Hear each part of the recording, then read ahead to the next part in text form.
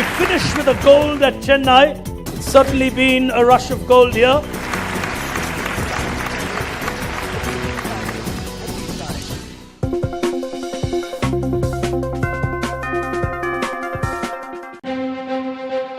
This is TV18 and you're watching CNBC TV18. Brought to you by HSBC Commercial Banking.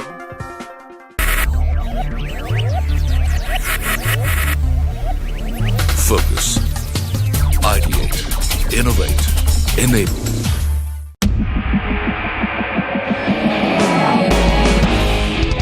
What it takes to succeed in the world of business. This is the most frequently asked question, and yet till date, nobody, be it B school or entrepreneurs, have a scientific answer or what they call the mathematical formula. All we get is a general direction one needs to take or mantras one needs to follow. Again, there is no assurance by adopting the mantras of successful businessmen, you too will be successful. Clearly, there is more to business than just adopting somebody's mantras. One key ingredient I feel you need to have is commercial acumen. If that is part of your DNA, then the rest will fall in place. For instance, expertise today is available at a price.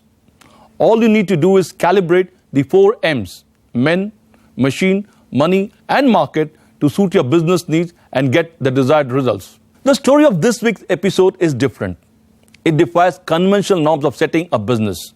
Some 6 decades ago, C.K. Mehta came to Mumbai from Saurashtra to seek his fortune.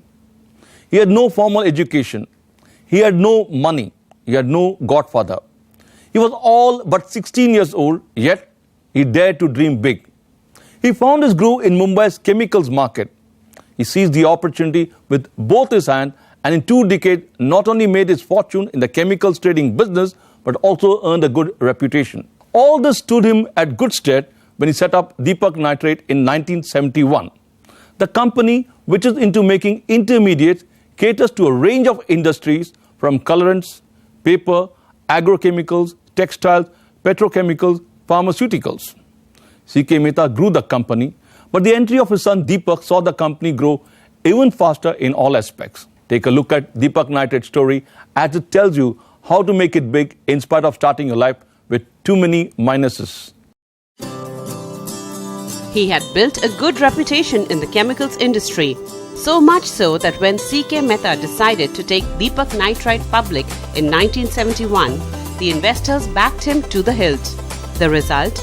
The public issue was oversubscribed 20 times for a company which had yet to commence its manufacturing operations. And Mehta, on his part, did not let his shareholders down. In the second year itself, that is 1973-74, the company posted a modest profit of 42 lakh rupees on a turnover of 1.8 crore rupees. The 43-year-old company is a producer of organic, inorganic, and fine chemicals with specialization in hydrogenation, nitration, customized molecule development, hazardous reactions, and toluene derivatives. All these products find their way into colorants, agrochemicals, paper, pharma, textiles, and petrochemicals industries. Through its world-class facilities located in Dahej and Nandesari in Gujarat, in Roha and Taloja in Maharashtra, and at Telangana, the company has emerged as a global supplier of choice. Not surprisingly, 40% of its turnover comes from exports. C.K. Mehta had a humble beginning. Born in a small town in Saurashtra in Gujarat, Mehta moved to Mumbai at the age of 16 to seek his fortune. He got a break in the chemicals business in the 50s. Over the next 20 years, he not only learned the ropes of the business but also made a decent fortune by the time he turned 40. And then he decided to strike out on his own, and thus was formed Deepak NITRITE with an initial investment of 2.5 crore rupees. It set up its first plant in Nandesari, Gujarat in 1972 to manufacture sodium nitrite, a commodity chemical which was in great demand with the defense sector. Over the next 15 years, it grew steadily to hit the 160 crore rupee mark. In 1980, Mehta's eldest son Deepak, after majoring in science from Mumbai University, joined the company. Under his stewardship, the company moved to a higher growth trajectory. Today, the company holds 70% market share in sodium nitrite, sodium nitrate and nitrotoluenes in India and ranks among the top 3 global producers of products like xylidines, humidines and oximes. Chemicals manufactured by the company find applications in varied industries, including intermediates for the colorants industry, which today is the main contributor to the turnover at 51%, agrochemicals 21%, fuel 23%, pharma 4%. The Deepak Nitrite business is divided into 3 strategic business units: bulk commodities and chemicals, fine and specialty chemicals, and fluorescent whitening agents. Despite tough years and tough competition, Deepak Nitrite did not report even 1 year of negative growth or loss. At every stage, Deepak Mehta adopted de-risking strategies well before the risks engulfed the company. In the early 90s, when the government brought down the prevailing high import duties, the domestic industry began to feel the pinch. Very quickly, Deepak Mehta moved to tap the overseas market. Customer-focused chemistry, coupled with cost competitiveness, saw global companies like BASF, Syngenta, Lonza, Clariant, Bayer and Ciba become its loyal clients. In 2008, Syngenta awarded their world best intermediate supplier to Deepak Nitrite. From an export turnover of 100 crore rupees in 2004, exports rose to 500 crore rupees in 2013-2014, with close to 60% of its exports coming from Switzerland.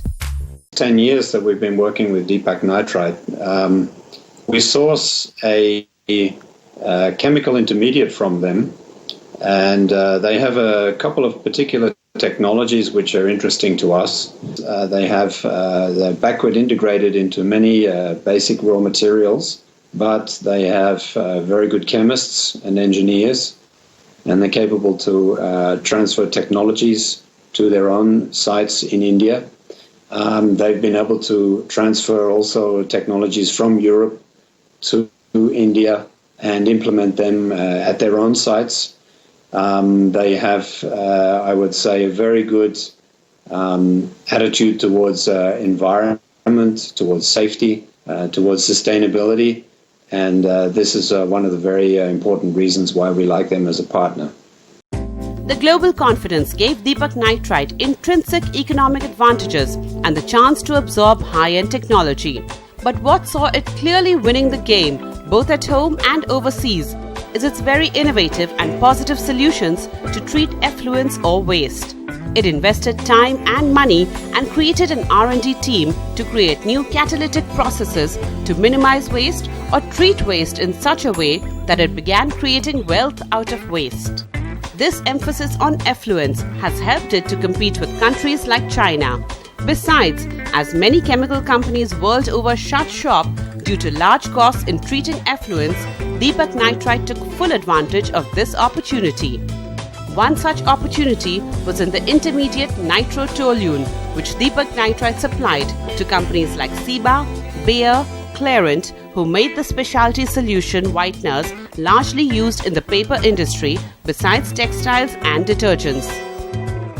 Deepak Nitrite claims to be the only company in the world to be zero effluent in this chemical.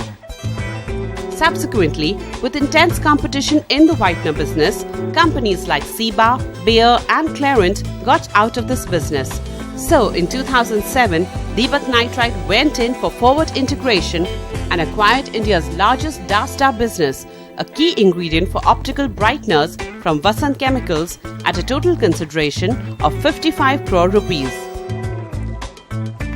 In 2011, the company went in for further forward integration by setting up a greenfield project at the Dahej to manufacture specialty chemical optical brighteners, thus creating the world's most integrated plant for optical brightening agents, which got fully commissioned in May 2014. I think one aspect which distinguishes Deepak Nitrite from maybe other Indian companies is that he has a broad spectrum of products, and he covers the entire field of chemicals, right from basic chemicals to intermediates to performance chemicals.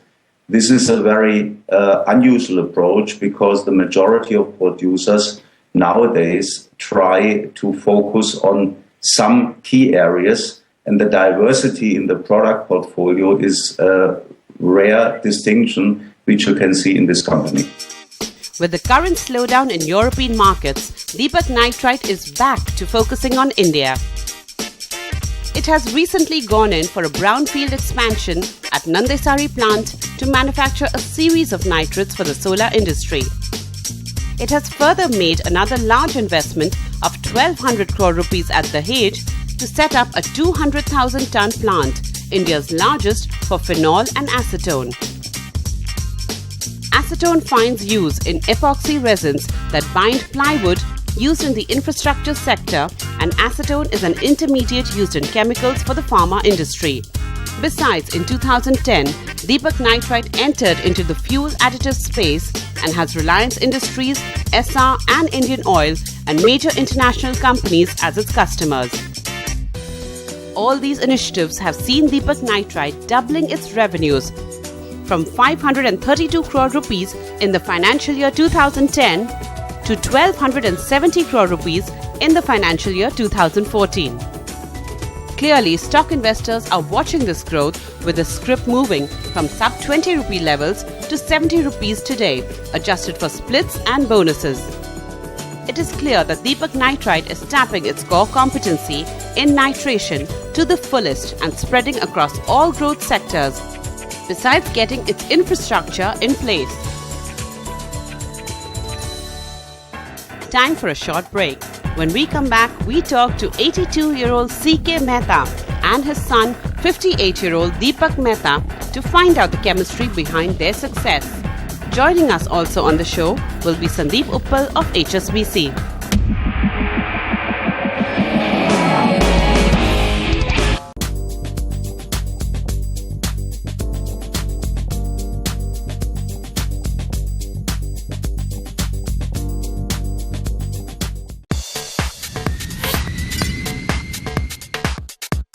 Almost 6 out of 10 English business news viewers who travel abroad for holidays watch CNBC TV 18 2 times